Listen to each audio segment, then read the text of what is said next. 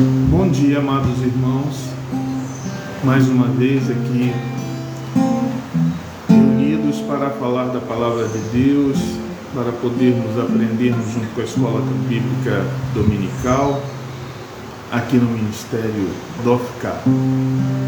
Gostaria de abrir com uma oração, então gostaria que todos vocês nesse momento abrissem seu coração e vamos falar com Deus.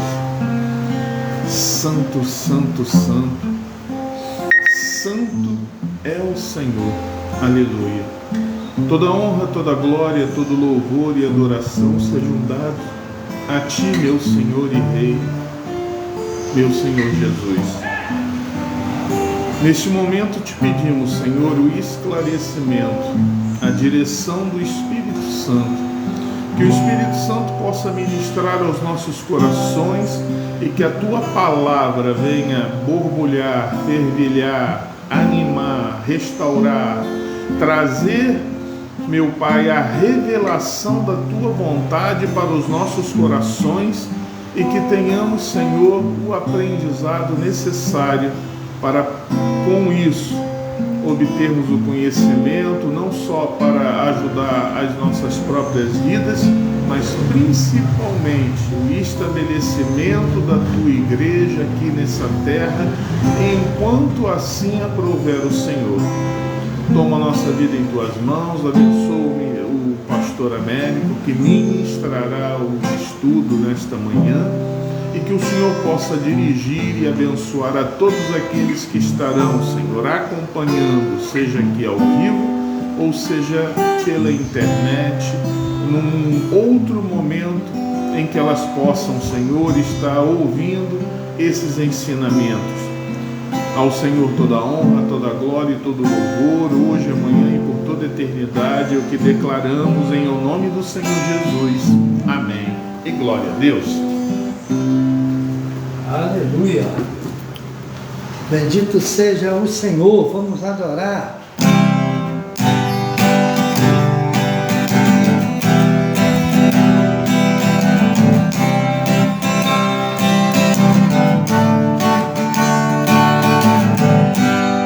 Os que confiam no Senhor, fonte cristiana, e não se abalam, mas permanece para sempre.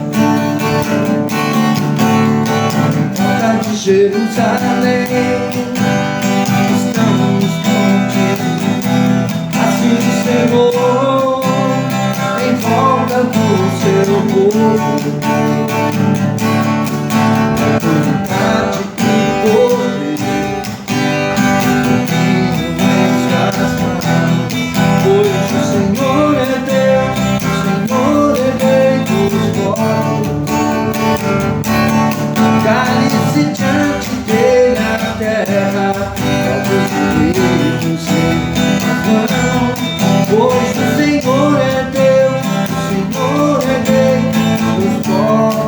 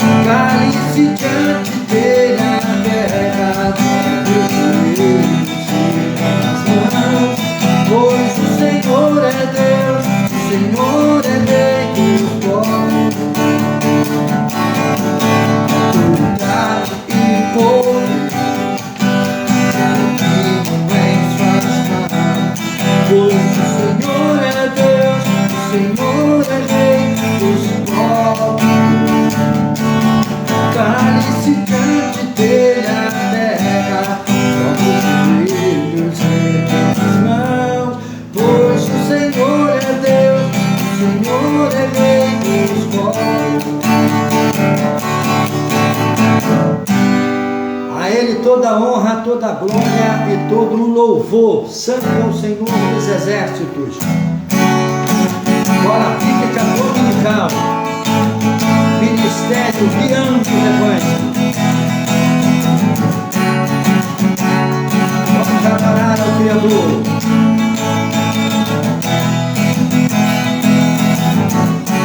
Tu és a minha porção. Tu és a minha herança. Tu és o meu socorro nos dias de tribulação.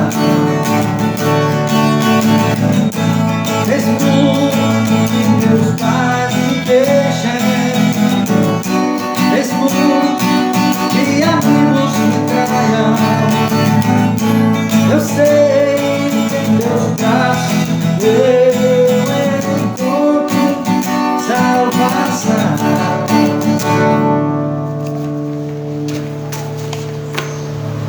Ainda que a figueira não floresça, ainda que a videira não dê os seus frutos, mesmo que não há de alimento nos campos, eu me alegrarei em ti. Ainda que a figueira não floresça, ainda que a videira não dê os seus frutos, mesmo que não haja alimento nos campos, eu me alegrarei em ti.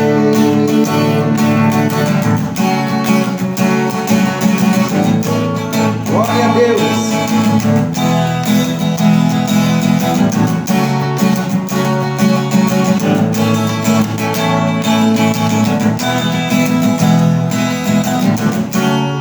Tu és a minha porção. Tu és a minha herança. Tu és o meu socorro nos dias de tribulação. Mesmo que meus pais me deixem, mesmo que amigos me traiam, eu sei que em teus braços eu encontro salvação. Ainda que a figueira não floresça, ainda que a videira não dê os seus frutos, mesmo que não há de alimento nos campos, eu me alegrarei em ti. Bendito seja o Senhor, o Deus de Israel. A Ele toda a honra, toda a glória e todo o louvor. Santo é o Senhor dos Exércitos. Paz do Senhor, meu irmão. Feliz de ver o irmão aqui. Deus abençoe. Muito me alegra a sua presença.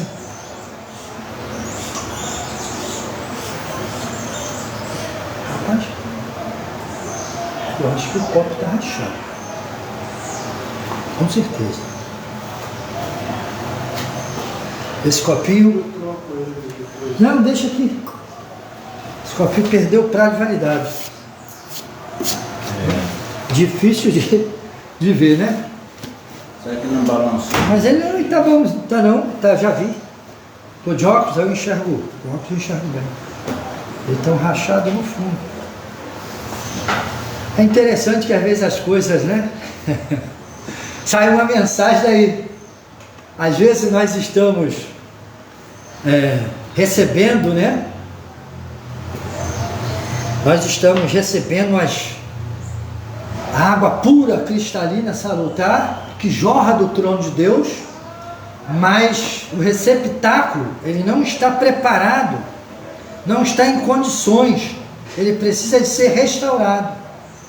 Por quê? Olha, você olha assim, ó, perfeito o copo, portanto eu botei água nele com maior confiança.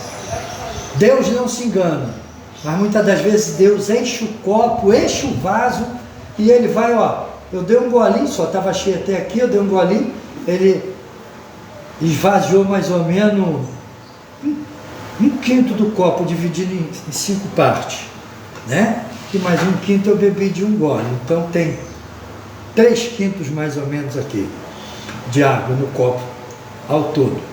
Então quer dizer, aí analisando o copo, eu estou vendo que o copo ele soltou aqui parte do fundo, justamente aonde tem o acabamento dele. É quase que não dá para ver, mas está lá. Aí o que acontece? Olha, a gota d'água saiu. Por isso que para viver com Cristo, você precisa de deixar a palavra de Deus restaurar o seu vaso. Jesus falou que o vaso velho não suporta bom vinho, né? Ou seja, o odre velho não suporta o vinho novo, porque o vinho novo ele está em estado de fermentação, né? O fermento na Bíblia é pecado, né? Mas quando fala do vinho novo cair dentro do odre velho, é que o vinho novo ele traz novas expectativas, que é a palavra de Deus. O vinho novo ele nos traz liberdade. O vinho novo ele vai te exponenciar a tua visão, a tua cosmovisão de mundo. Você vai ter uma visão totalmente diferenciada, desde que esse vinho novo ele possa entrar também no odre novo. Se o odre não for novo, então ele se racha e o vinho vai se esvaindo e a vida não flui, a vida não vai fluir. Então, para não tomar tempo, nós vamos aqui entrar na aula de hoje. Assim está a vida de muitas pessoas, vão para a igreja, você pode estar até numa boa igreja, onde você recebe uma boa palavra, mas você não permitiu o evangelho restaurar o teu odre, para transformar esse odre velho em um odre novo. Uma explicação para quem chegou, falou muito direto, fermento na Bíblia é pecado, às vezes a pessoa entende direto, pega o fermento na Bíblia, ele não é. Na maioria das vezes que você vai interpretar, segundo o desenvolvimento do texto, ou seja, você tem que entender de interpretação de texto para tu ver o que está falando. Quando Jesus diz que o vinho novo, o odre velho não suporta o vinho novo, era que aqueles que viviam escravos da lei mosaica, pelos costumes, né, e pelo legalismo religioso, não iriam suportar o vinho novo, que era o vinho que o Cristo estava trazendo, o vinho do Espírito. Porque além de ele abrir a cosmovisão do indivíduo, do seu ambiente, né, do seu mundo a qual ele vive, ele te dá uma visão um pouco mais exponencial, mais grandiosa e profunda daquilo que está revelando. A lei, né, mosaica, por causa da tradição dos anciãos, fechou aquele povo dentro de uma religiosidade, não abria para ninguém. Poderia até fazer o proselitismo, alguém se converter ao judaísmo, mas nunca se tornava um judeu verdadeiro, nunca era tratado como um judeu verdadeiro. Já o cristianismo não. O cristianismo, Jesus te toma do mundo do pecado, te lava com o sangue da cruz, paga o preço do seu pecado pela morte da cruz e te coloca entre os príncipes do seu povo. Só ele tem esse poder de tirar do monturo e colocar entre os príncipes do seu povo. Ele te faz príncipe, ele te faz filho de verdade, porque filho de Deus não é os nascido por criação, por poder de criação, mas sim pelo poder de geração, aqueles que foram gerados por meio desta palavra, que é o vinho novo, que ao entrar dentro do indivíduo ele precisa estar com seu odre, ou seja, seu vaso preparado para receber, pois senão ele se quebra, ele se racha e esse vinho vai se esvaindo, se perde aquilo que é de mais precioso, porque não está com a vida preparada, entendeu? Agora, talvez você aí que está do outro lado, pensando, fermento sempre é pecado. Nem sempre o fermento é pecado, entendeu? Naquela parábola, quando Jesus diz que o chefe de família vem, né, aí bota fermento lá na massa do pão, né, e o pão vai levedar, aí as pessoas dizem assim, a massa do pão que estava preparada era o povo de Israel, mas não crescia, não tinha um crescimento que agradava a Deus. Eu interpreto assim: quando o Senhor vem e coloca a realidade, por isso que ele falava sempre para o povo judeu, praticante do judaísmo, os filhos de Abraão, dizia, eu sou a realidade, ou seja, as promessas que vocês receberam, eu sou ela, eu sou essa realidade. Então eu vim para dar vida a essa massa que estava preparada, mas precisava da verdade. Ali o fermento para mim simboliza ali a verdade que vai crescer, cada um interpreta de um jeito. Então poderia crescer essa massa? Poderia, mas não cresceu. Mas só no milênio vai crescer, quando eles reconhecer Jesus como Salvador. Mas a igreja, né, o corpo governante, eu gosto de dizer isso, né, não é o corpo governante das testemunhas de Jeová, não, porque eles são hereges, né, eles são religiosos, eles são legalistas religiosos, tem nada a ver com o cristianismo de testemunha de Jeová, tá? Eu estou falando, o corpo governante é o corpo que a igreja de Deus, que é governada pelo cabeça, que é Cristo. Não é governada por nenhum ancião, nenhum papa, nenhum bispo, nenhum pastor, não. A igreja é governada por Cristo. Toda a igreja que é governada por Cristo, ela é perseguida nesse mundo. Que a igreja que é governada por Cristo, ela trabalha pelo reino de Deus. A igreja que é governada pelo homem, ela trabalha pelo enriquecimento do homem. É o homem que se serve da igreja, se serve daquilo que a igreja pode produzir. Já aquele que é chamado por Deus, ele serve o reino, para que o reino cresça, para que se arrebanhe mais alto. Essas são as diferenças, que às vezes as pessoas se apegam muito à tradição e não querem ver outra interpretação.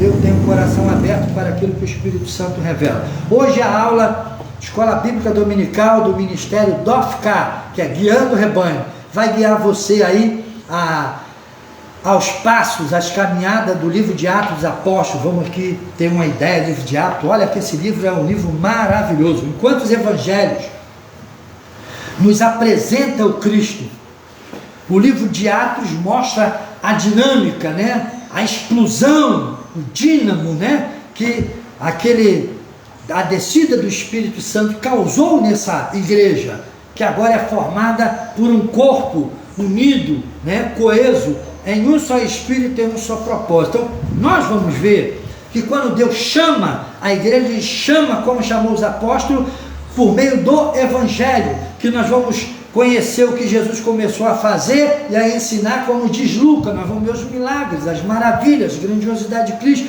os grandes sermões e discursos, as doutrinas que Ele traz ao coração dos seus ouvintes, que vai transcender aquilo que muitas das vezes os sábios entendidos da lei ensinavam. Jesus vai penetrar nas profundezas do homem, vai despertar o homem de dentro para fora, enquanto que a lei, com seus discursos legalistas, fechava o homem para a sociedade e também colocava ele distante de Deus, porque é incapaz do homem estar perto de Deus quando ele odeia o seu próximo. Então cuidado com os seus sentimentos, que eles definem quem você é. Então nós vamos aqui entrar no livro de Atos dos Apóstolos e vamos perceber qual a dinâmica daquilo que o Evangelho, que é o dínamo do Espírito, a explosão de poder do Espírito Santo. Nós vamos ver aqui no livro de Atos, capítulo 1, abre aí capítulo 1, versículo 8, se você puder ler em voz alta aí para mim, você pode ler. Atos 1, 8, gosto muito. Diz aí, mas recebereis poder ao descer sobre vós o Espírito Santo, e serei minhas testemunhas, tanto em Jerusalém como em toda a Judéia e Samaria e até os confins da terra. Maravilha isso, né?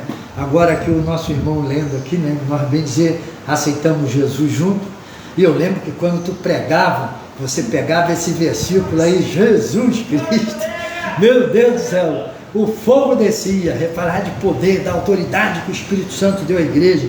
E eu lembro de muitas das vezes o irmão pregando e Deus trazia para dentro da igreja pessoas às vezes endemoniadas e eram libertas ali pelo poder do Espírito Santo. Foi um período muito bom quando a gente ainda éramos da Casa da Bênção de Deus, Cecílio Carvalho Fernandes, lembra disso? Eu gostava muito de pregar nesse versículo aí, por isso que tu falou que gosta muito desse versículo. Então a dinâmica aqui é poder. Então esse livro de Atos, ele vai mostrar o poder que o Evangelho deu a igreja. O que é a igreja? Não é os blocos de pedra que nos cercam, aonde nós sentamos nos bancos. A igreja não são os utensílios, piano, guitarra, bateria, aonde muitas das vezes toda a atenção, né, do dirigente, do presidente, do pastor, do missionário, está nessas coisas. Essas coisas são transitórias e passageiras, mas a igreja, ela é eterna, então precisa ser cuidada e tratada. Quem é a igreja? As pessoas são a igreja, as pessoas são a igreja, e elas se definem como igreja à medida que elas escolhem aquilo que é o melhor. Por isso Jesus falou para Maria, exortando a Marta, usando Maria, exortando Marta, falou: Marta, tu estás atarefada e cansada com muitas coisas que não têm valor por um momento.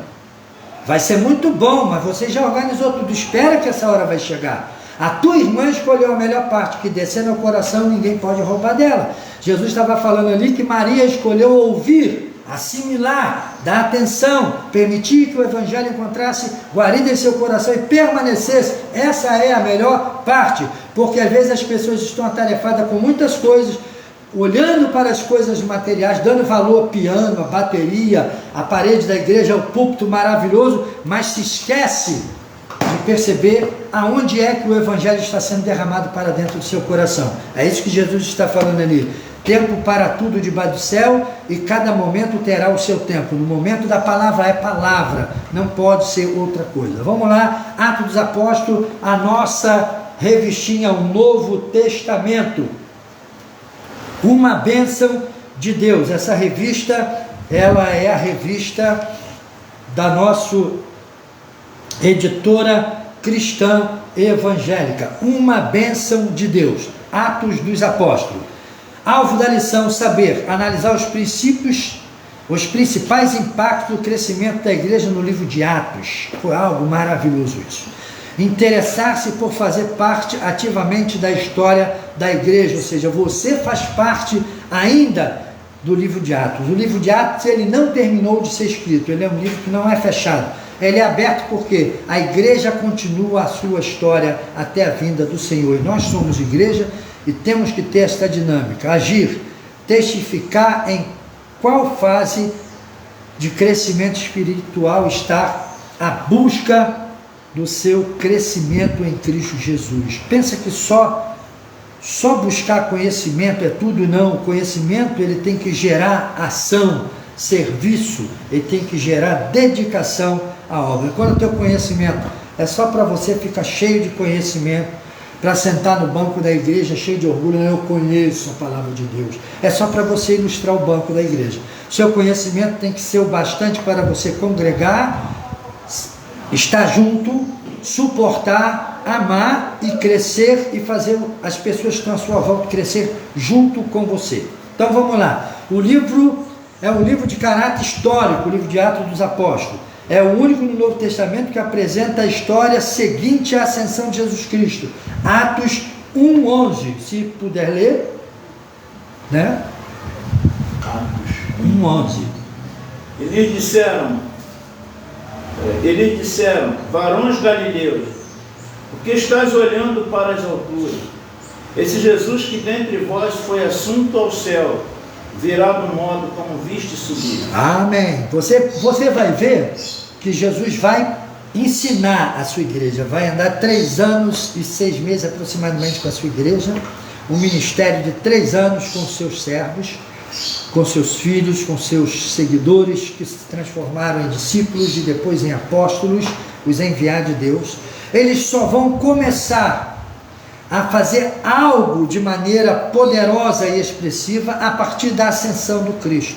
Então você vê que a igreja só torna igreja quando Cristo ascende ao céu, porque quando ele ascende, ele ali é o Cristo visível, é o homem limitado ao tempo e espaço. Quando Jesus ascende ao céu, que aquela nuvem de glória cobre o Cristo dos olhos, né? Tira o Cristo dos olhos humanos, então começa o ministério da igreja. Quando falamos ministério da igreja, é ministério do Espírito Santo. Quando Cristo ascende ao céu, que os homens não conseguem mais vê-lo, o Espírito Santo automaticamente entra em ação. Segundo deu uma obra, né? O segundo deu uma obra 2 volumes escritos pelo médico Lucas, endereçado a Teófilo. Primeiro foi a sua biografia de Cristo, o Evangelho, e depois o livro de Atos dos Apóstolos. Lucas, capítulo 1, do 1 ao 4. Quem achou pode ler. Depois Atos 1:1. Lucas 1. Eu vou ler Atos 1:1. Escrevi o primeiro livro, ó Teófilo, relatando todas as coisas que Jesus começou a fazer e a ensinar. Jesus fazia. Os maiores ensinos de Cristo foi por meio de tudo que ele fez. E eu acho lindo aquela passagem quando aquele homem cheio de lepra, a lepra que aquele homem tinha era uma das mais contagiosas, porque fazia com que seu corpo entrava em estado de putrefação e os seus membros, seus dedos, parte de seu corpo, de sua pele, caíam e fedia a carniça. E aquele homem chega perto de Jesus, se prostra e diz: Senhor, se tu quiseres, tu pode me purificar. E Jesus, sem mais delonga, aproxima dele, põe a mão e diz: eu quero, seja tu limpo. Jesus coloca a mão no leproso e o cura. Ali Jesus está trazendo purificação, Jesus está trazendo salvação para o homem que estava tomado, leproso de pecado. É o que essa passagem nos ensina. É o Cristo que faz, mostrando que ele ama verdadeiramente, mostrando que nada, absolutamente nada, pode separar e distanciar o homem do seu amor, desde que haja um reconhecimento e um arrependimento sincero. Vai, meu irmão, Lucas 1:4. De 1 ao 4. Lucas 1, de 1 ao 4. Os 4 versículos, né? Visto que muitos houve que empreenderam uma narração coordenada dos fatos que entre nós se realizaram, conforme nós transmitiram os que desde o princípio foram deles testemunhas oculares e ministro da palavra. Igualmente a mim, que pareceu bem, depois de apurada investigação de todo, desde sua origem, dar-te por escrito, excelentíssimo Teófilo, uma exposição em ordem, para que tenhas plena certeza das verdades em que foste instruído. Glória a Deus. Então você vai ver que Lucas está fazendo um apanhado minucioso. Então quando você pega o livro, o Novo Testamento, né, a parte que o Evangelho de Lucas, e você pega Atos dos Apóstolos e faz uma correlação com tudo que os outros apóstolos, né, Mateus, Marcos e João escreveram, você vai ver que o Evangelho é verdadeiro, testemunho verdadeiro. Não foi escrito assim a socos e pontapés, vou escrever para enganar, para iludir, não. Foi algo que foi tremendamente feito pelas mãos do Mestre e nos deixado esse legado de glória e de bênção para a humanidade. Vamos ver aqui. Brodos diz que Atos formam a ponte entre os evangelhos e as epístolas. O evangelho prevê a igreja, as epístolas pressupõem a igreja.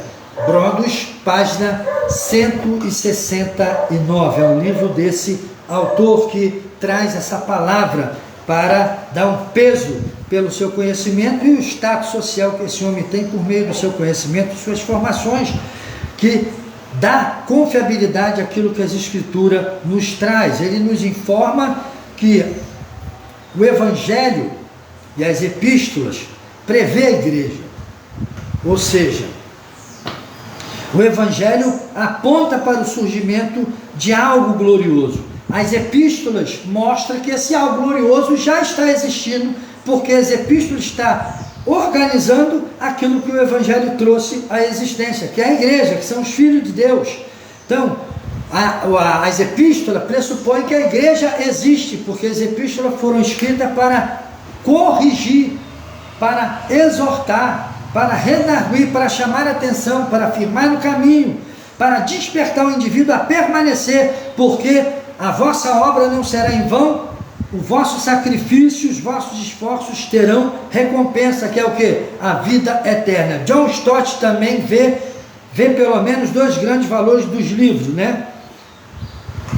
É importante por causa dos seus registros históricos e é importante devido à inspiração contemporânea que nos traz, ou seja, nós hoje também, como eu disse no início, estamos no segmento desta verdade chamada igreja, deste corpo que Deus traz à existência por meio do Evangelho e santifica-o por meio do próprio Evangelho e das epístolas. As epístolas são palavras doutrinárias. O que é doutrina? É ensino para que o homem não se desvirtue do caminho ético que Deus trouxe para ele, um caminho moralmente correto segundo a santidade de Deus, que ele passa para o indivíduo por meio de sua palavra, quando nós assimilamos a palavra de Deus e permitindo que essa palavra faça uma purificação em nosso coração, nós andamos por caminho excelente. Então vamos lá, evidentemente que não podemos padronizar as experiências, mas uma promessa ou profecia sempre se cumpre em algum tempo e espaço, e a este acontecimento se dá o nome de história, o que é visto com clareza no livro de Atos dos Apóstolos. Atos dos Apóstolos nos mostra a narrativa de tudo o que aconteceu a partir do momento que Jesus ascendeu ao céu, e para a igreja hoje, esses fatos que foram realidade e verdade, que tiveram testemunhos oculares, se transforma numa história, em fatos verdadeiros, numa história não que uma utopia, mas uma história que foi algo que passou, que existiu e que nos deixa um legado, um testemunho, para nós permanecermos fiéis a esta palavra, porque aquele que prometeu está conosco todos os dias da nossa vida, até a vinda dele, e ele é fiel e verdadeiro. O livro de Atos nos mostra isso, quando Paulo e Silas estão na prisão, e o Senhor envia o seu anjo para soltá-los. Quando Pedro também está na prisão, o anjo vai lá soltá-los. Você vê que Deus é tremendamente poderoso e fiel em todas as suas promessas. Visão panorâmica.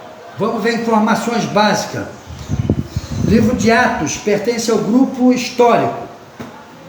O autor é Lucas, datas que foi escrito no ano 65 depois de Cristo, local improvável, alvo, judeus e gentios. Livro de Atos dos Apóstolos, ele é tremendo, ele não tem um alvo voltado para um grupo, ele é voltado para os judeus e para os gentios, ou seja, povos de todas as tribos, de toda a face da terra, para trazer um despertamento de como foi duro para Deus organizar todas essas coisas e duro para a igreja suportar as perseguições, para que esse evangelho chegasse até as nossas mãos hoje da maneira como chegou, puro do jeito que é, e de maneira que Deus pode usar esta palavra para permear o nosso coração e nos santificar, como está escrito lá no livro de Atos 1:8. Vamos ler aqui, mas já lemos: recebereis poder ao descer sobre vós o Espírito Santo, sereis minhas testemunhas, tanto em Jerusalém como em toda a Judeia e Samaria, até os confins da terra. Essa é a chave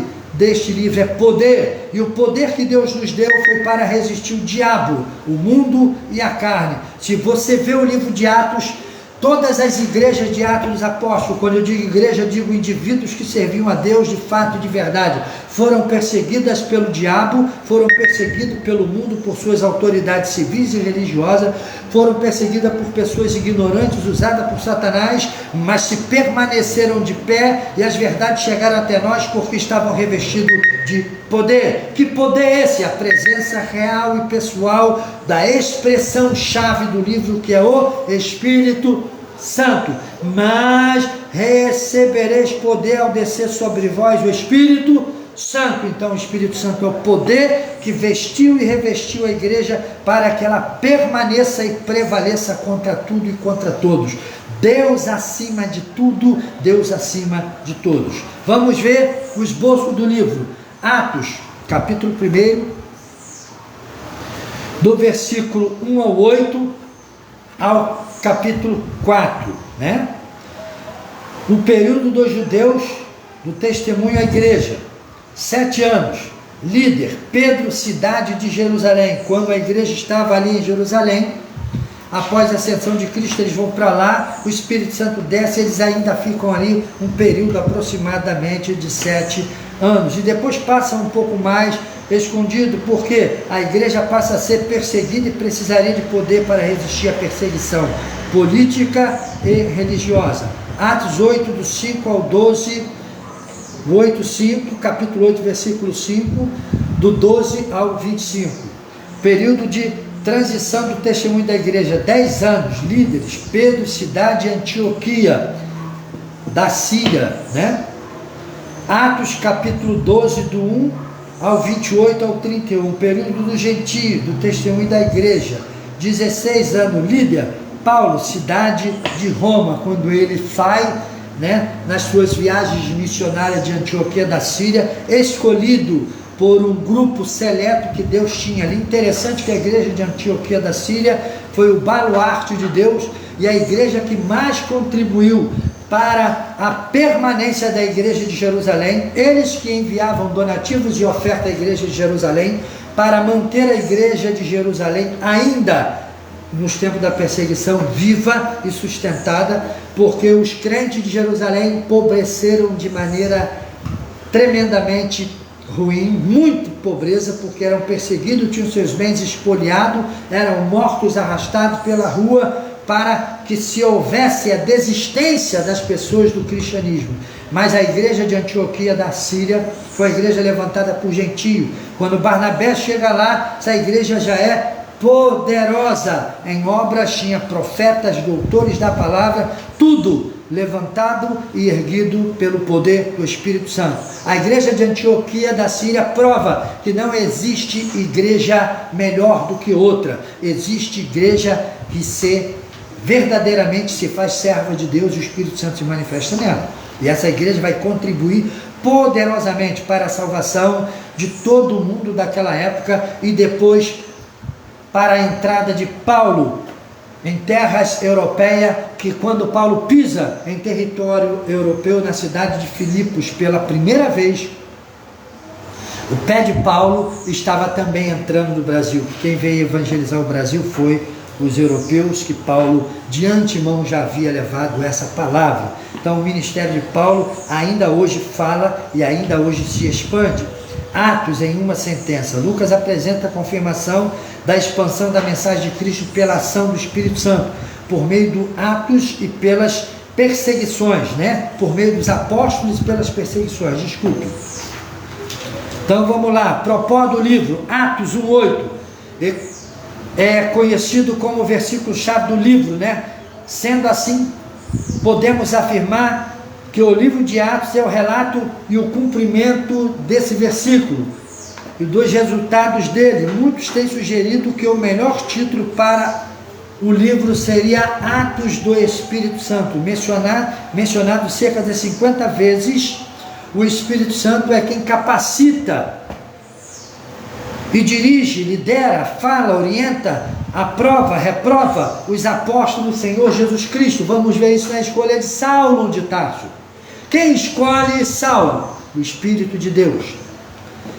Quem vai confirmar a escolha de Paulo? Cristo, que diz: tu és vaso escolhido para mim. Na verdade, apenas 2 personagens humanos estão em destaque nas principais páginas do livro de Atos dos Apóstolos, Pedro e Paulo. O primeiro ocupa quase 10 capítulos do livro e o segundo apóstolo o restante dessa obra literária.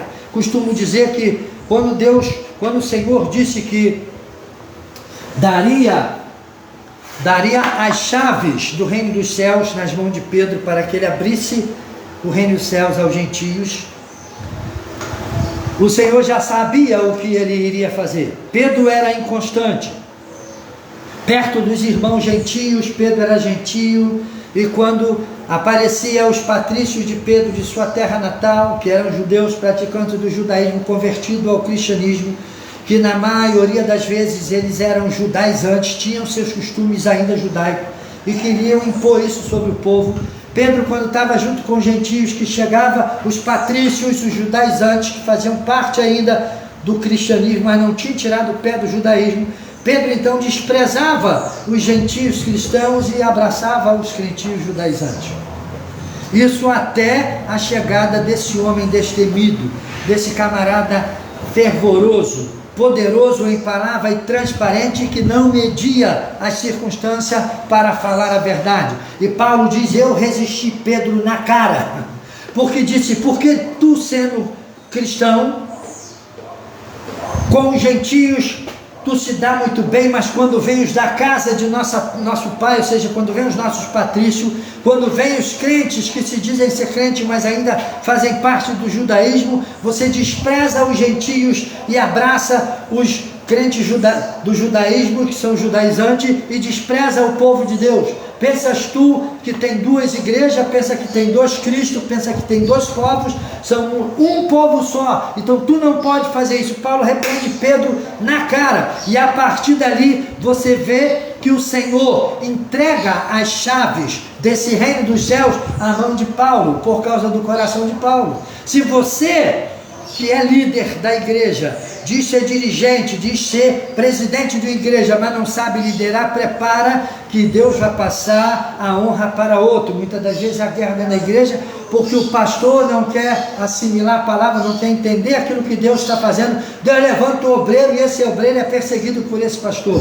Inveja espiritual e uma perseguição tremenda, até que muitas das vezes o obreiro não aguenta e vai embora, e às vezes vai para o mundo, e às vezes desiste até mesmo da fé, por causa da perseguição. Isso acontece muito, eu já fui vítima disso. A pessoa raciocinar alto e falar, poxa, esse cara fala bem, esse cara tem uma boa expressão, é um perigo. Eles sentem-se dono da igreja, quanto Deus levanta os seus vasos, seus profetas, seus homens de honra, e dá autoridade a essas pessoas. Quando tu vê um pastor perder a autoridade, é quando ele deixa de pregar a palavra e começa a perseguir por ciúme aqueles que pregam. Não foi o caso de Pedro, que Pedro percebe e Pedro recua e permite Paulo liderar depois para sempre, não se levanta mais.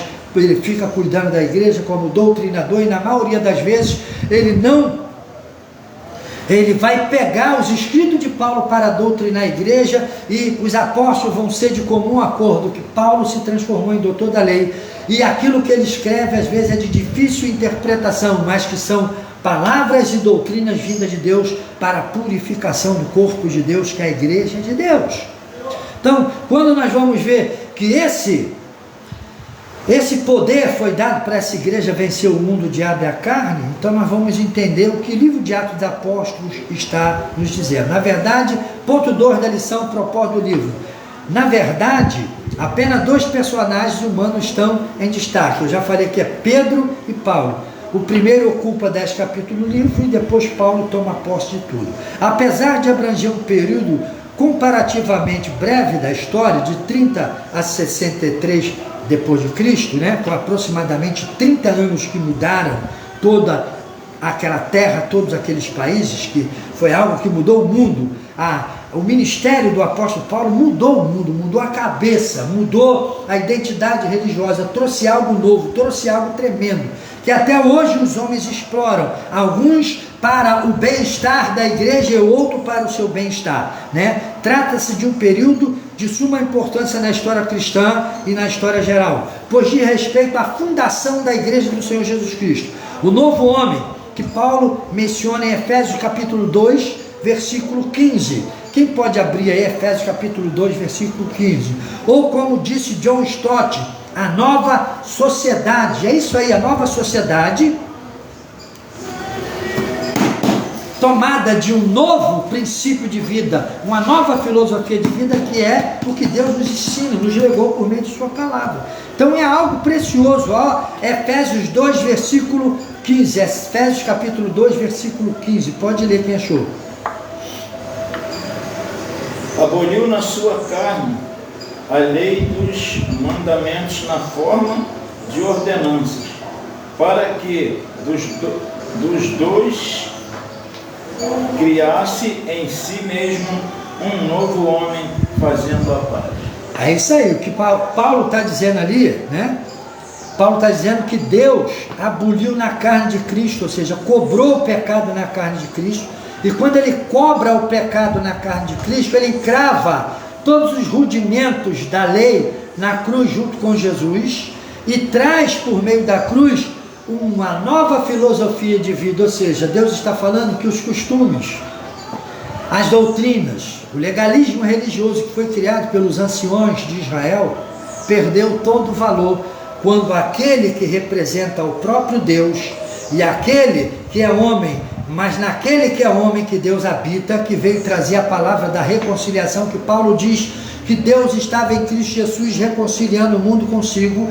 Essa filosofia de vida, esse estilo de vida que ele traz por meio de Cristo, chamado Evangelho, que está registrado em todo o Novo Testamento, no livro de Mateus, Marcos, Lucas e João, Atos dos Apóstolos, nas Epístolas e também no livro de Apocalipse, em toda a revelação dada nas Escrituras Sagradas, ele nos dá um novo estilo de vida. Paulo chega ao ponto de dizer que não é dias, meses e ano, coma isso ou coma aquilo, não coma isso ou não coma aquilo, não são essas coisas mais que têm valor, mas o ser uma nova criatura em Cristo Jesus. Quer ser uma nova criatura em Cristo Jesus? É viver os princípios estabelecidos por Deus em sua palavra. Que princípios são esses? O amor, a fé, a esperança e a justiça, mas não a velha aliança, uma nova aliança baseada no amor e na misericórdia, e não em obras.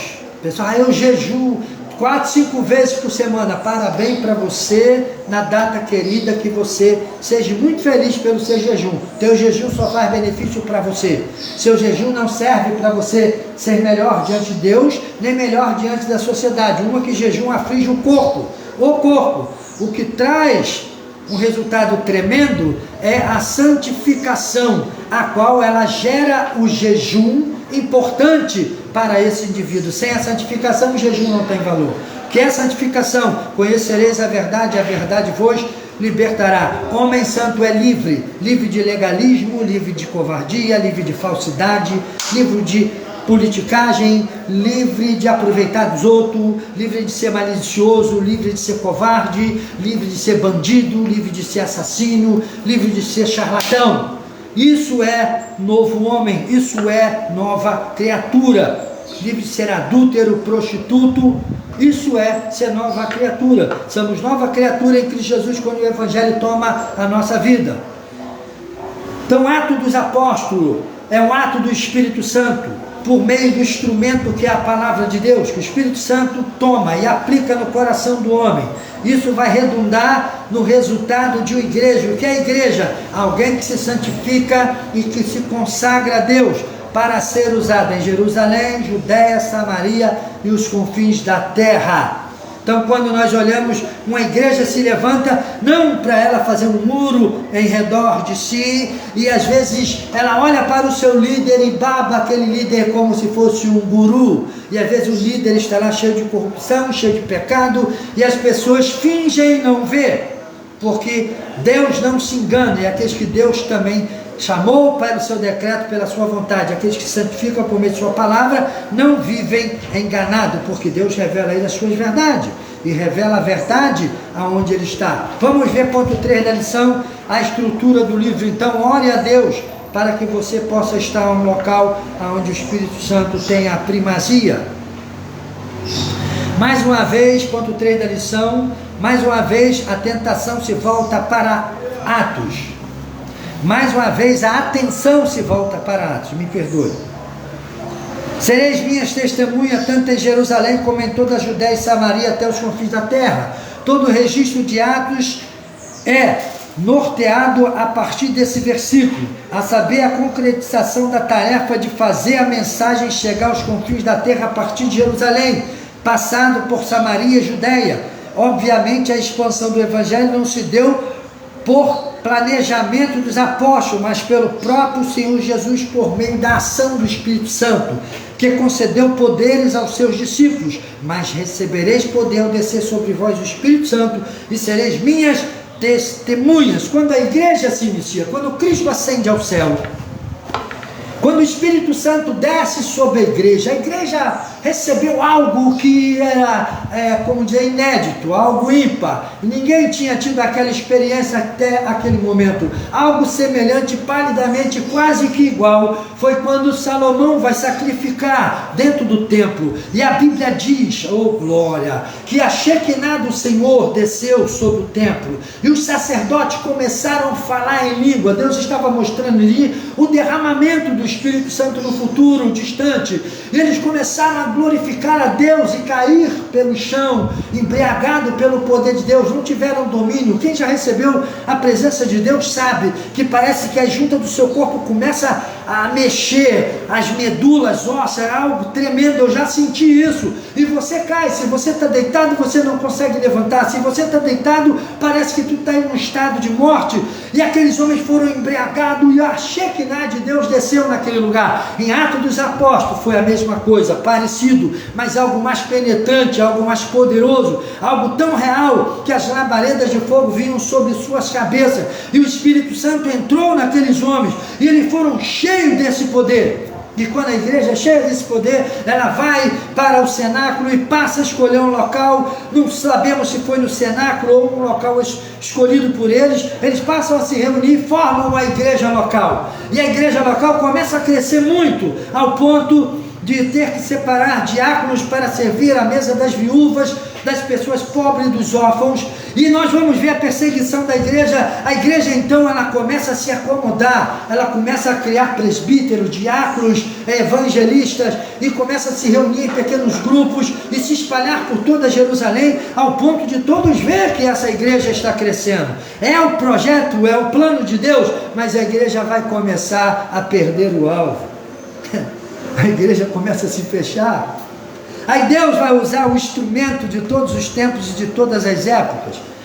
O diabo anda sempre ao derredor, tentando entrar para destruir, para perseguir, para matar. Então não se espante quando vier perseguição sobre você, quando vier covardia sobre você. Não é porque você não tem valor, não é porque você é alguém que não é digno, é porque Deus está permitindo para trazer algo à existência maior do que você imagina.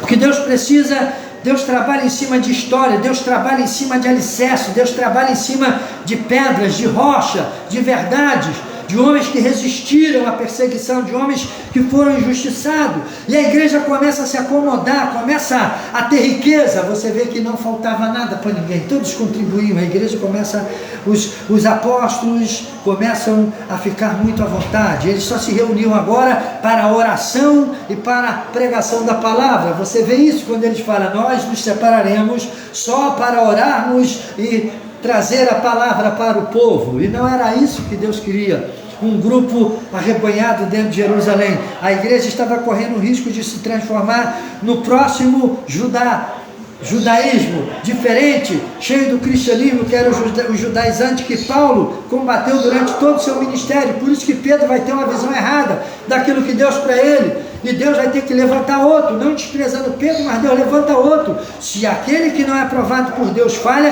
Deus não o despreza, Deus deixa ele lá, porque ele é um soldado, ele é um servidor, ele é um homem que foi chamado, mas Deus levanta alguém com a dinâmica diferente. Deus vai levantar Paulo, e antes mesmo de levantar Paulo, Deus abre, Deus tira, né? Deus tira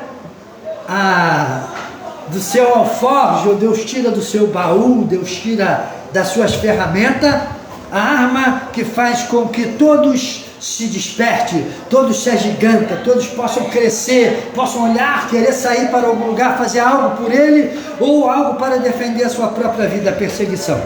Agora o poder político religioso passa a perseguir a igreja, e depois o poder também social, ou seja, o poder civil passa a perseguir a igreja, a autoridade romana. A igreja agora, ela está dentro de Jerusalém, fechada em suas paredes, e a quantidade de diáconos, quem foge, quem sai para lugar distante, não são os apóstolos, são os diáconos, que haviam se transformado em evangelistas, que já evangelizavam, como Filipe. Quando ele é perseguido, ele pega a sua família, desce para Samaria para pôr a sua família a salvo, e aí ele desce pregando a palavra, e o dínamo do Espírito, o poder que foi revestido, começa a curar, operar milagre, e por onde ele passa, ele vai largando igrejas implantadas com obreiros, e continua a sua caminhada, fugindo da perseguição.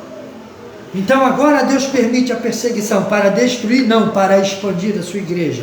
E dentro desse projeto de perseguição, Deus vai preparar esse homem com um coração dinâmico, poderoso, glorioso, o qual estava escondido debaixo do poder da religiosidade. Quantos homens poderosos estão aí escondido pela religiosidade. Talvez você está aí perdendo tempo na sua religiosidade. Você está crendo em Buda, em Maomé, e está crendo no catolicismo romano, quando Deus te chama, não para você fazer parte da Assembleia de Deus Batista. Talvez você está preso aí, perdido na Assembleia de Deus, na Doficar, na Batista, seja ela qual for, em qualquer segmento religioso, e Deus quer que você possa até mesmo fazer parte de um projeto desse, mas que o teu pé esteja no reino dos céus, no reino de Deus.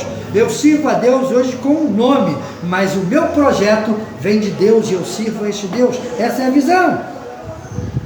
E agora esse poder vai fazer com que essa igreja cresça exponencialmente, se alastre por toda a terra. E a igreja crescente precisava de alguém que tivesse o conhecimento profundo das doutrinas judaicas e que pudesse tirar esses conhecimentos, agora misturá-lo com aquilo que Cristo trouxe, fundamentar tudo isso e tirar dali uma rocha, que é a verdade.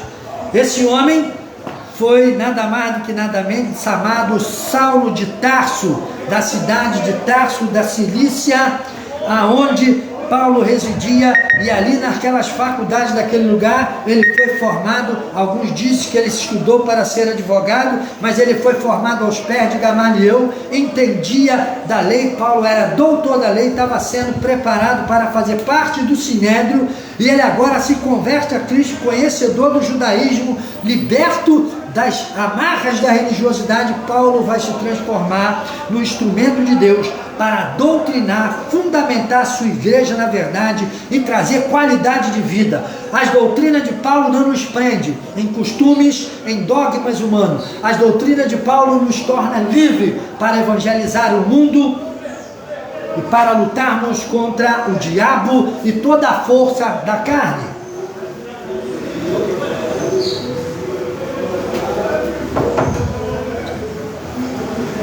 Então o que nós temos que fazer quando temos essa visão do Evangelho? Precisamos de amar mais esse Evangelho, aprender mais esse Evangelho, permitir que esse Evangelho seja o poder de Deus em nossas vidas.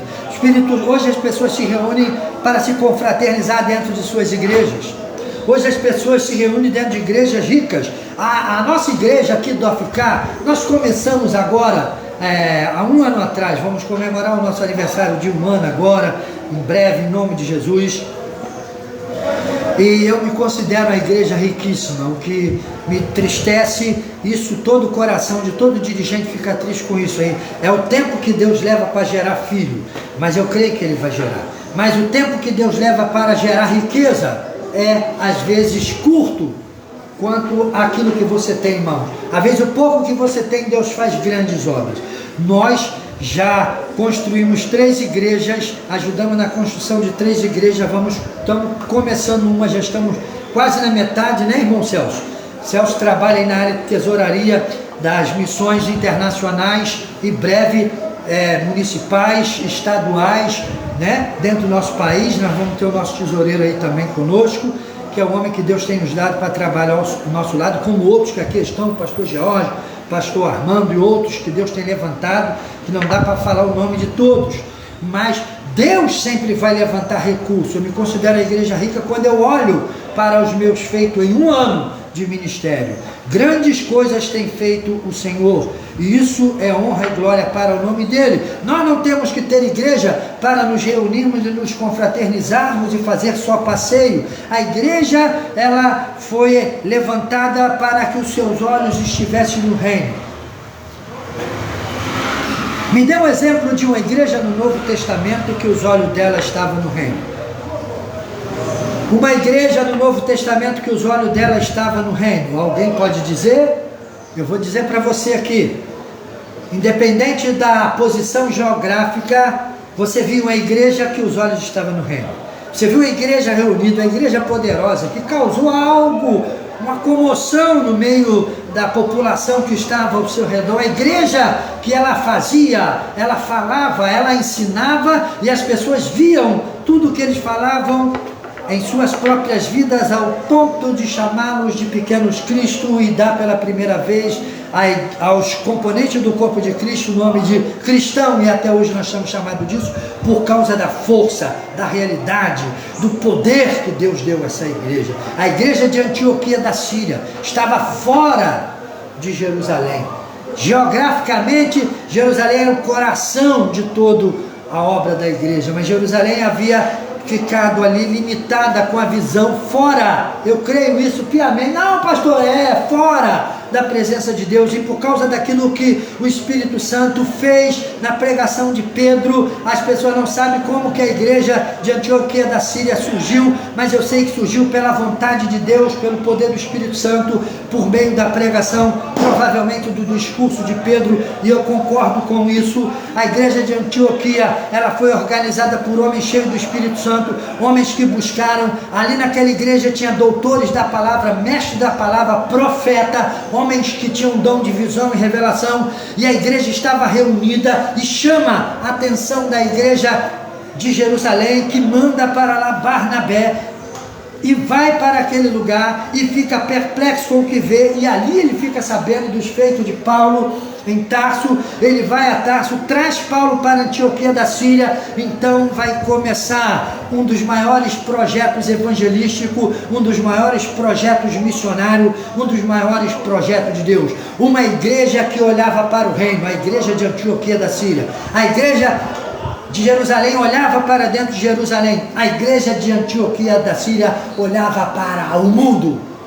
Deus não te escolheu para você ficar fechado em quatro paredes, só fazendo projetos e ensinando e se confraternizando. Deus chamou para você olhar para o mundo. A igreja da Europa fizeram isso, por isso o Brasil foi evangelizado, por isso outros países do mundo foram evangelizados, porque um tempo em que a igreja olhava para fora de suas portas, para fora de seus portões, para fora de seus muros, para fora do seu centro, do seu próprio povo, olhava. E hoje a África precisa da igreja brasileira, hoje a África precisa da igreja da Oceania, hoje a África precisa da igreja americana, hoje a África precisa das igrejas que estão firmadas no mundo, quando elas estão olhando para dentro de seus próprios ventres e esquece de olhar para o reino.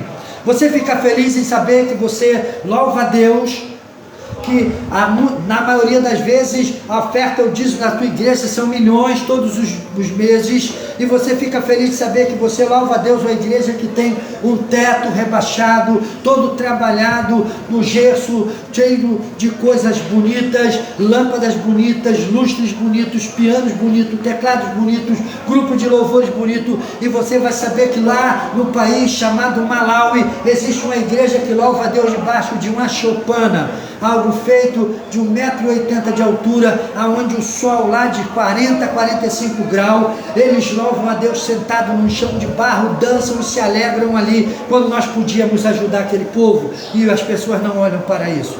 Não faço para o meu ministério, o ministério não é do homem de Deus. Você fica feliz com isso? Se você fica feliz com isso, se isso não causa algo no teu coração, o evangelho que você recebeu é duvidoso.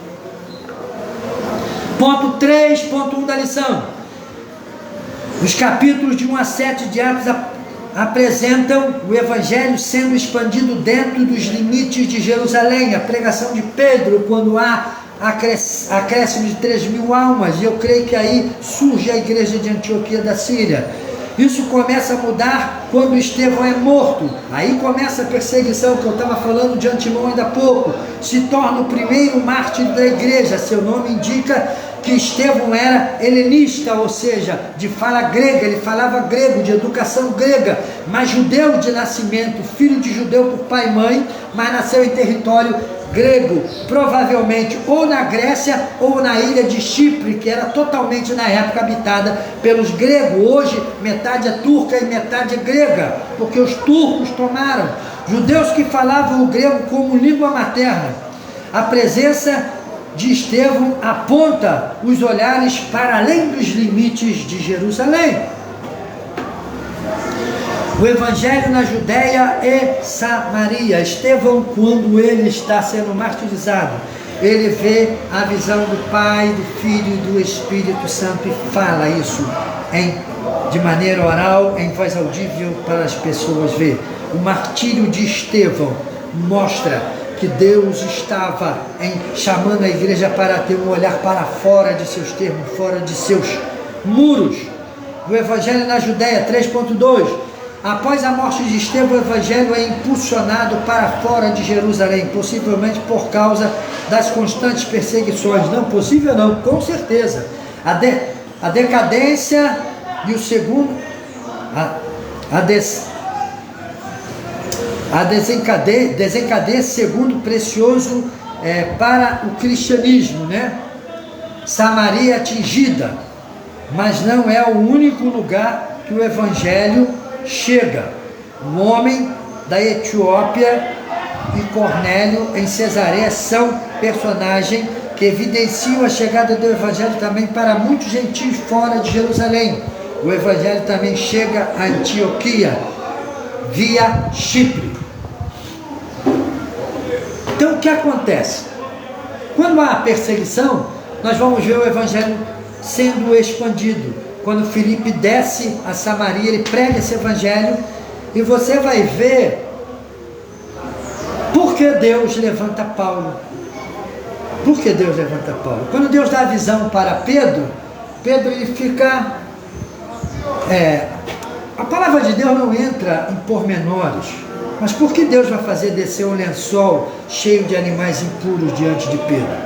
A probabilidade de 99,9% é que Pedro já havia sido chamado à casa de Cornélio, mas o seu coração havia endurecido. Que não há outro motivo para Deus fazer Pedro entender que Cornélio precisava de ser alcançado pelo Evangelho, para Deus descer aquele lençol. Ou Deus vai repreender, com certeza eu creio que isso é uma verdade, por meio dessa visão, se alguém chama Pedro para a casa de Cornélio, Pedro não iria, porque Pedro era judaizante. Cornélio era gentio, homem de boas obras, dava esmola, e Deus recebia.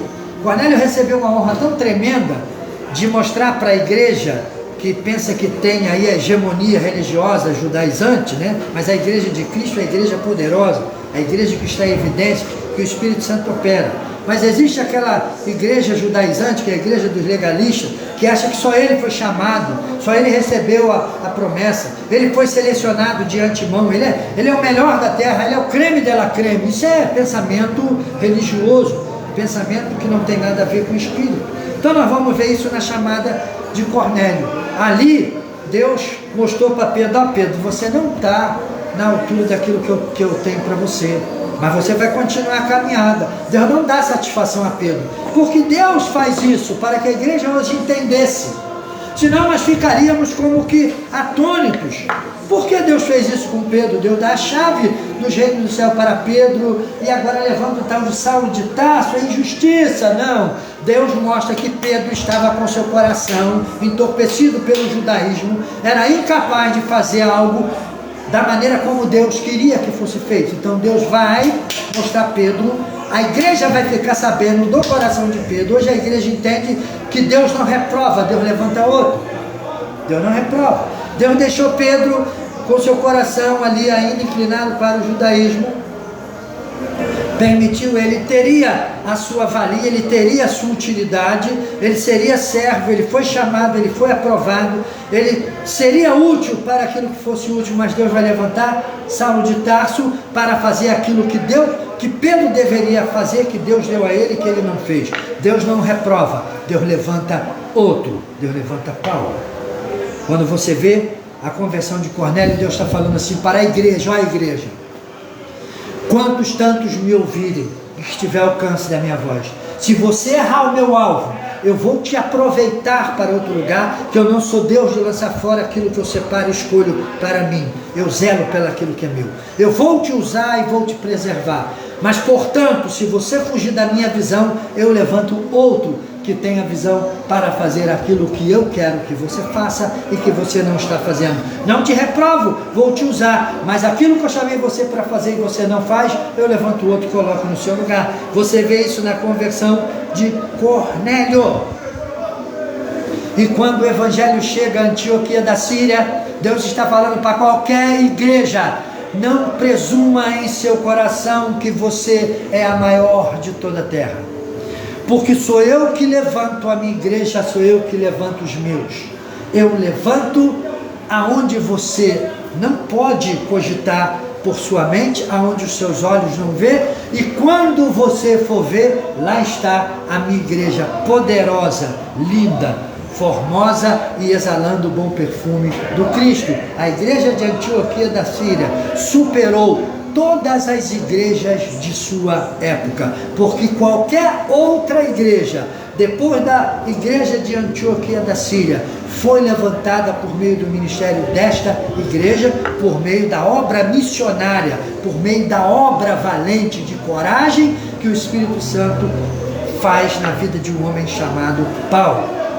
Glórias a Deus por isso. Então não pense que você é a única. Deus levanta quem Ele quer, do jeito que Ele quer, da maneira que Ele quer e aonde Ele quer. E o homem não tem poder e domínio sobre isso. 3.3 da lição: o Evangelho até os confins da terra. A conversão, o chamado de Saulo de Tarso para o apostolado. Capítulo 9 de Atos, do 1 ao 19. Desencadeia o terceiro precioso momento para o cristianismo, capítulo 13 e 28. Esse último bloco do livro é a realização da incumbência de Cristo de que seus discípulos deveriam ser testemunha até os confins da terra, por meio de Paulo, que passou de perseguidor a perseguido pelos que se opunham à mensagem de Cristo. O Evangelho se expandiu até aos limites de Roma. Roma era a maior capital do mundo daquela época. Era como se fosse hoje aí um Estados Unidos, né? Uma França, um país, uma Alemanha, um país desse grandioso, de alta população, países de primeiro mundo, onde você chega, você fica que boquiaberto.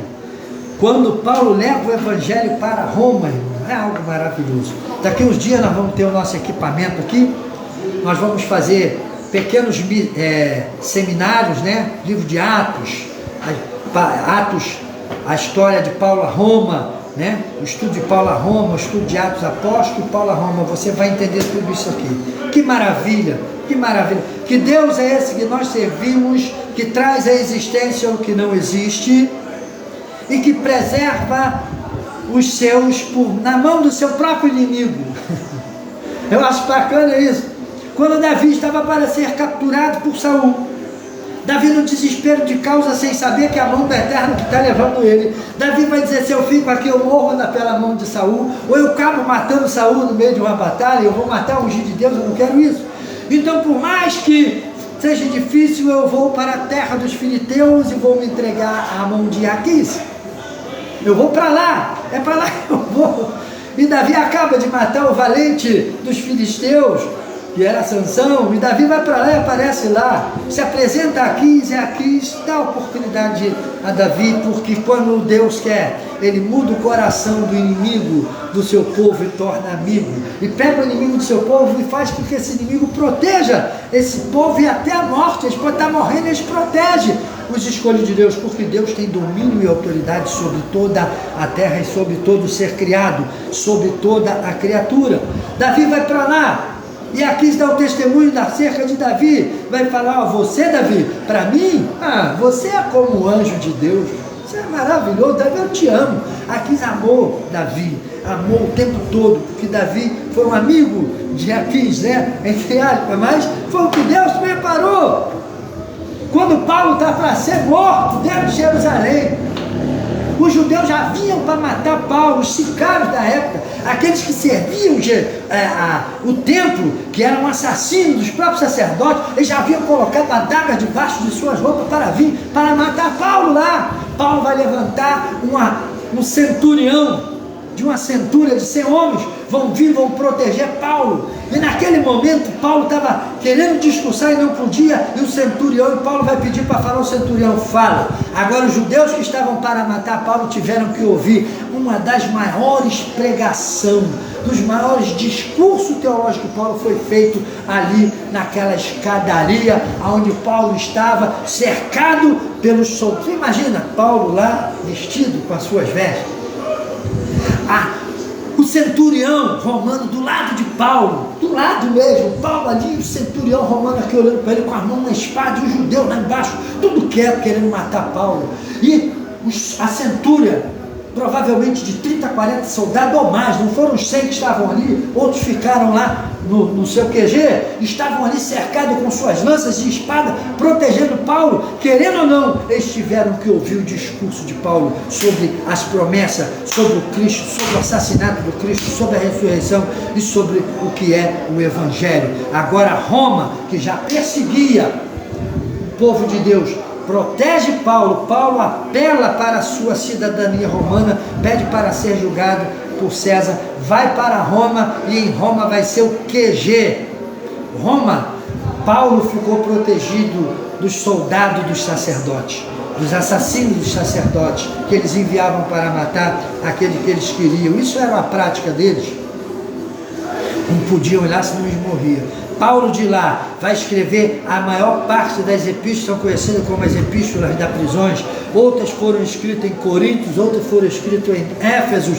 Então nós vamos ver que quando o Espírito Santo pega Paulo e prende Paulo, a prisão de Paulo, na visão dos homens era prisão, mas na visão do apóstolo era um momento da maior liberdade que ele teve. Ele pregou, ele ensinou, ele corrigiu, ele exortou, ele estimulou a igreja, e ele deixou o maior compêndio doutrinário, que são as epístolas paulinas. Depois Pedro escreve, João escreve, Tiago escreve, Judas escreve, e tudo isso vai ser separado por Deus e vai ser junto dentro dessa Torá que nós temos hoje, ou seja, desse livro sagrado que vai nos dar o maior compêndio de ensino, de santificação e de informação do que houve, do que está havendo e do que vai haver. É maravilhoso isso. Oposição ao crescimento da igreja. Vamos ler aqui para nós terminarmos. Chegamos ao final do nosso estudo.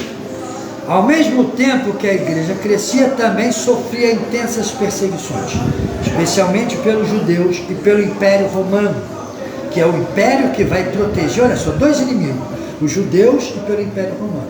O Império Romano vai capturar, vai prender e tornar Paulo livre, e vai impedir que os judeus assassinem Paulo. E Paulo, no período que está em Roma, ele é livre para doutrinar, para não deixar, como eu já disse, esse compêndio de informação. O Evangelho era visto como uma espécie de religião ilícita ou ilegal. Se não bastasse, a igreja ainda sofria com a presença de inimigos internos, facções e ensinos de falsos mestres, que havia duas formas de oposição à igreja, externas e internas. Qual eram as externas? Era o judaísmo e os romanos.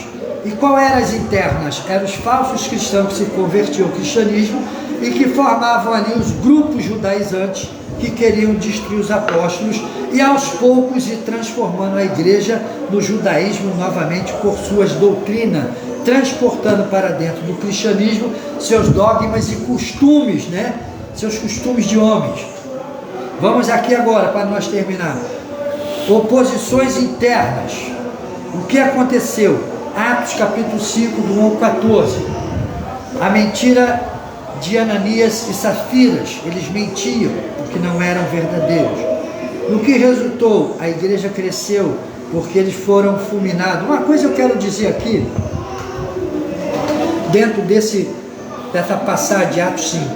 Pare de pensar esse pensamento infantil de criança, né? Que ainda está suja de leite, que a fralda está cheia e precisa de alguém para ir lá limpar ele, e deixa de ficar esperneando, e deixa o Espírito Santo te doutrinar com a verdade.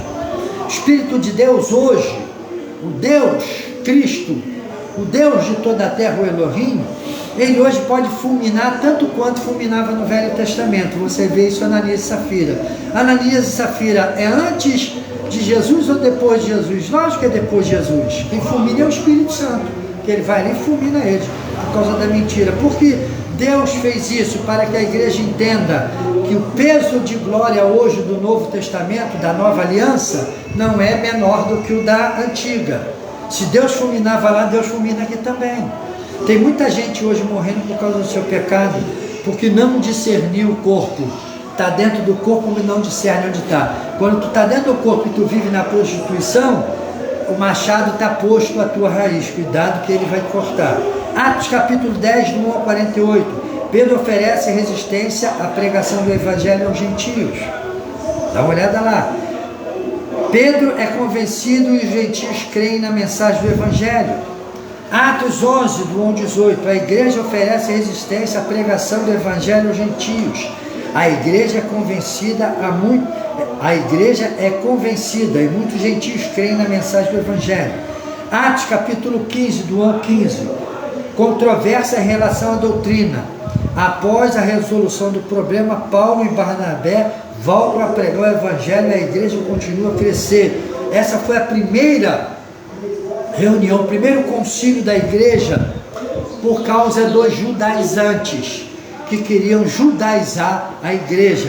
Aí vence-se ali o Espírito Santo e Paulo e Barnabé têm mais liberdade ali, fecha-se a boca dos judaizantes um pouco, para um pouco dessa perseguição, aí se desencadeia a perseguição, bélica, que é a perseguição romana. Atos 15, do 36 ao 41, discussão entre Paulo e Barnabé no início do seu ministério. O Evangelho recebe duas frentes missionárias e cresce por meio de Paulo e de Barnabé, que eles se separam quando eles vão para a ilha de Chipre, que leva João Marcos, no início de sua caminhada, que escreve o Evangelho de Marcos, João Marcos escreve, e lá, quando tem aquele embate na ilha de Chipre, que eles vão atravessar ali o Mediterrâneo para pegar a Ásia Menor, João Marcos vai medrar, provavelmente por ele ser de uma família abastada e de ali quase eles morrer nas mãos dos opositores. João Marcos fala assim: não, eu vou voltar. E Paulo não queria: não, tu está com a gente, vai com a gente, não, eu vou voltar. Provavelmente ele: não, lá em casa eu tenho tudo, eu tenho dinheiro, eu não fui chamado. Quando a igreja de Antioquia separa, Deus fala claramente: separa-me a Barnabé e Saulo. Separa-me a Barnabé e Saulo. Encabeça Barnabé e chama Saulo. E depois a coisa muda. É Paulo. Barnabé se separa, mas não tem grandes êxitos. Ali se separa Paulo e Barnabé. Barnabé sai com seu sobrinho, tá? E Paulo prossegue viagem. 4.2, oposições externas. 4, do 1 ao 4. Capítulo 4 de Atos, versículo 1 ao 4. Pedro e João são presos, a igreja cresce mais.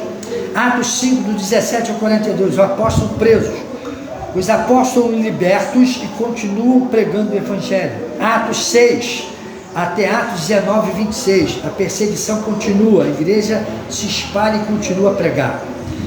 Atos 9, de 1 ao 22, a igreja é perseguida por Saulo. Saulo se converte e é vocacionado ao apostolado e começa a pregar o Evangelho. Não se espante com aquilo que o diabo faz com você, não importa o que seja.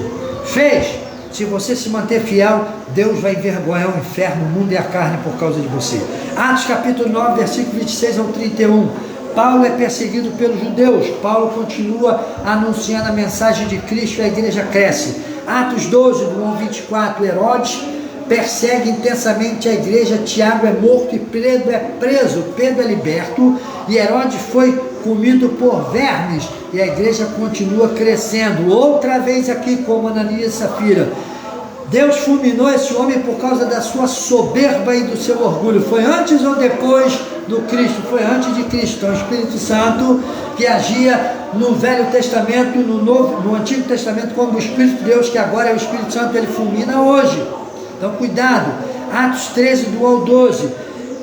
Elimas se opõe ao Evangelho. Elimas fica cego e Sérgio Paulo crê. Atos 13, 44, do 44 ao 52. Os judeus perseguem Paulo e Barnabé. O Evangelho é anunciado aos gentios. Atos 14, do 1 do versículo 1 ao 7, Paulo e Barnabé são perseguidos em Icônio.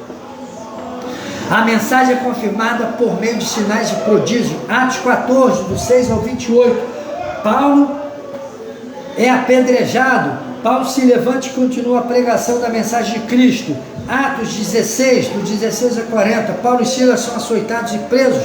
Paulo e Silas são libertos e o carcereiro se converte, o carcereiro de Filipos. Ali, Atos 17 ao 15, Paulo e Silas são perseguidos em Tessalônica e Bereia. Irmão, eu estou rindo aqui porque eu tenho um estudo que fala sobre tudo isso. E é maravilhoso, quando eu começo aqui, eu começo a lembrar. Muitos ouvem e creem na mensagem. Atos 18, do 1 ao 17. Oposição e blasfêmias e perseguição aos discípulos. O Senhor promete que muitos se converteriam. E Galho não declara o cristianismo uma religião ilegal, quando ele é julgado ali. Atos 19, 1 ao 20, os judeus se opõem, tentando imitar as obras do Espírito Santo. Os judeus são castigados e a igreja continua crescendo. Deus não deu o poder do Espírito Santo, a não ser a filho bastardo, não tem Espírito Santo. Atos 19, do 21 ao 40, Demétrio excita a multidão da idolatria contra os cristãos. Os discípulos não se intimidam e a mensagem chega à Macedônia e à Grécia. Quando eu digo ali ter o Espírito Santo, não é falar em língua não, é ter o Espírito Santo.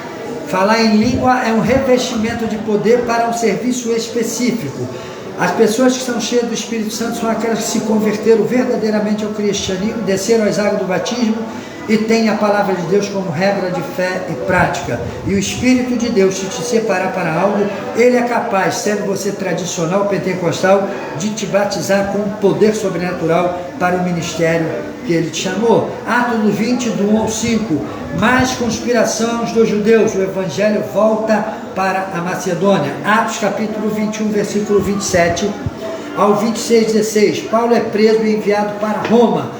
Paulo continua a pregação intensamente e a mensagem mesmo em Roma. Ali nós vamos ver como Deus agiu em favor do evangelho quando ele está preso em Roma. Paulo se transforma no verdadeiro doutor da lei, no verdadeiro doutrinador, no verdadeiro homem que está dando instrumento aos apóstolos, aos discípulos, aos evangelistas, a igreja que ora é edificada para edificar suas vidas sobre a rocha. Quem é homem sábio, entendido de coração? Paulo está dando a rocha para a igreja.